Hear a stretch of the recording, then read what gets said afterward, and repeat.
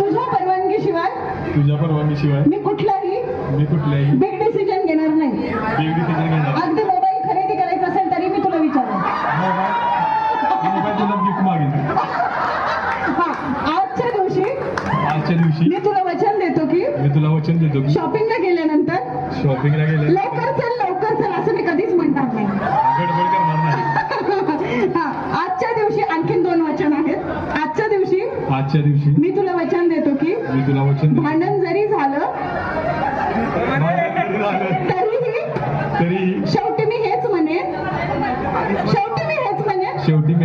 बाई तुझंच बरोबर आहे. आजच्या दिवशी मी तुला वचन देतो की तुझ्या वाढदिवसाची तारीख मी कधीही विसरणार नाही. आज मी वचन देतो तुझ्या हातच्या जेवणाचं नेहमी कौतुक करेल, भले ते कसंही हो. तुझ्या हातच्या जेवण छानच होतं आणि मी त्याचं कौतुकच करेन. सरासरी मॅडम आता तुम्ही वचन घ्यायचे. आजच्या या खास दिवशी मी वचन देते की तुझा मोबाईल मी चेक करेल. मी नाही चेक करणार. नाही चेक करेल. बोला ना, पण कधीच नाही. आजच्या दिवशी मी तुम्हाला वचन देते तुमच्या मित्रांबरोबर क्रिकेट बघायला कधी परवानगी देणार नाही.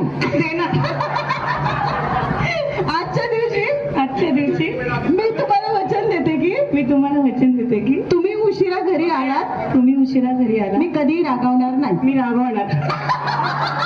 मला माहित होतं हे सोडणार नाही म्हणून. आता एक शेवटचं वचन आहे. मी तुम्हाला वचन देते की शॉपिंगला जाताना हे शेवटचं दुकान आहे असं मी कधीच म्हणणार नाही. म्हणू शकते. कारण की मला भरपूर शॉपिंग करायला आवडतं.